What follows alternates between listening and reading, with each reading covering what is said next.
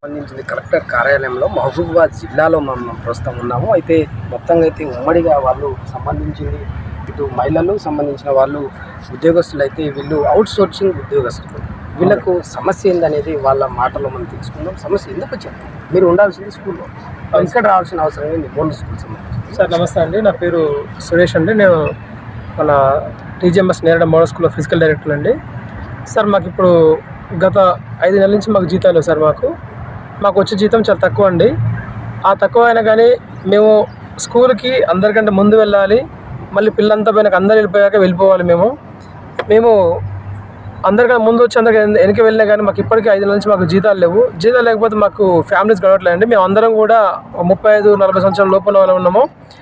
మాకు అందరికీ అందరం కూడా మ్యారేజ్ చేసుకొని మాకు అందరు పిల్లలు ఉన్నారు. మా పిల్లల్ని స్కూల్ పంపిద్దామంటే పిల్లలకి ఫీజు కట్టడానికి కూడా పైసలు లేవు. మేము కనీసం ఇంటికాంచని స్కూల్కి వద్దామంటే పెట్రోల్ పోసుకుందానికి కూడా డబ్బులు లేకుండా అంత పరిస్థితులు ఉన్నాము. మాకు వచ్చే జీతమే చాలా తక్కువ, 20,000. ఆ 20,000తో మేము మా ఫ్యామిలీని గడుపుకుంటూ నడుస్తున్నాము. ఇంట్లో ఫ్యామిలీ వాళ్ళు అంటే ఇంట్లో ఉన్న మా ఫ్యామిలీ వాళ్ళు కూడా మమ్మల్ని ఏంటి మీకు జీతాలు అని చెప్పేసి అంటారు. మేము బయట ఎవరిని అప్పడగలంటే కూడా మాకు ఆల్రెడీ అప్పులు చేసి ఉన్నాము. ఇప్పుడు 5 నెలలు అండి. మాకు మార్చి నుంచి రావండి. మార్చి, ఏప్రిల్, మే, జూన్, జూలై ఈ 5 మంత్స్ మాకు జీతాలు రావాలి. ఇప్పుడు ఇది వచ్చేసి ఇది 6 నెలలు మాకు. ఇది ఇప్పటిదాకా మాకు జీతాలు లేవు. బండ్ల పెట్రోల్ పోసుకుందామంటే పైసలు లేకపోతే ఎవరిని అడుగుదామంటే కూడా బయట వాళ్ళు కూడా మాకు అప్పిచ్చే పరిస్థితులు లేరు. స్కూల్కి వస్తేనేమో మేము స్కూల్లో మేము అన్ని పనులు చేయాలి. మేము అంటే మా వర్క్ ఎట్లుంటుందంటే అండి, అటెండర్కి ఎక్కువ, ప్రిన్సిపల్ తక్కువ. మా అట్లుంటుంది అన్నట్టు. మేము పిల్లల డిసిప్లిన్ చూసుకోవాలి, అన్నీ చూసుకోవాలి. అయినా కూడా మాకు జీతాలు లేకపోతే మాకు ఫ్యామిలీ గడవడం చాలా ఇబ్బంది ఉంది. అలా మా పీటీలతో పాటు మేము మా దాంట్లో అవుట్ సోర్సింగ్ మెంబర్స్ 4 ఉంటాము. ఆ 4 కూడా అందరం కూడా చిన్న చిన్న వేతనాలు ఉన్నాయి. 20,000 లోపే మా అందరికి కూడా. ఇప్పుడు మీరు జిల్లా వ్యాప్తంగా వచ్చారు? జిల్లా వ్యాప్తంగా వచ్చామండి. మన మహబూబాబాద్ జిల్లా మొన్న మొత్తము ఇది 32 మంది ఉన్నామండి. 8 మోడల్ స్కూల్లో 32 మంది ఉన్నాము. ఆ 32 మంది పరిస్థితి ఇదే అండి. అందరం వచ్చాము. మేము గత వారం కూడా వచ్చి కలెక్టర్ గారికి వెళ్దాం వస్తే సార్ గారు లేరు. డిఓ గారికి ఒక లెటర్ ఇచ్చాము. ఏమన్నా డిఓ గారు ఏమన్నారు? అదే డిఓ గారు కూడా మేము ఇది మా తరఫున మేము కూడా హెడ్ ఆఫీసర్ అడుగుతామన్నారు సార్ కూడా. నెక్స్ట్ ఇవాళ గ్రీవెన్స్కి వచ్చాము. గ్రీవెన్స్కి వస్తే సార్ ప్రొఫెసర్లు సార్ కలిసి సార్ కూడా ఫైనాన్స్ డిపార్ట్మెంట్ ఉంది కావచ్చు, నేను కూడా మా తరఫున చెప్తాను చెప్పి సార్ ఉన్నారు. ఇతర నంబర్స్ ఎంతమంది? మేము 32 మంది అండి. అయితే ఈ సమస్య వచ్చేసి ఓన్లీ మహబూబాబాద్ డిస్ట్రిక్ట్ కాదండి, తెలంగాణలో 194 మంది మోడల్ స్కూల్లో అందరి సమస్య అండి ఇది. సో ఇక మేము నెక్స్ట్ కార్యాచరణ అనేది సిద్ధపరుస్తామండి. మీకు చెప్పండి అమ్మా, ఏంటి మీ పరిస్థితి? సార్ నా పేరు శ్రీమతి.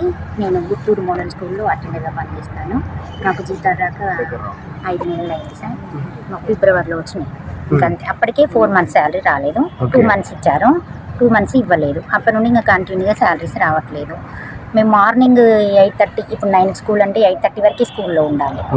8:30కి స్కూల్లో ఉండకపోతే ప్రిన్సిపల్ సార్ నువ్వు 1/2 అవర్ బిఫోర్ రాలేదు, ఎఫ్ఆర్ఎస్ ఎట్లా, అదెట్లా అని ఇట్లా అంటారు. మేము ఈ పని చెయ్యలేదు అనేది ఏమీ లేదండి. A to Z చేస్తాం, కాకపోతే మేము సీట్లో కూర్చోలేము అంతే. Okay, right. అయితే ప్రభుత్వాలు మారుతున్నాయి కానీ ప్రజల బతుకులు మారని స్థితిలో మనం చూస్తున్న వాతావరణం. ఇక్కడ మోడల్ స్కూల్ సంబంధించిన వాళ్ళ పరిస్థితి కూడా అదే.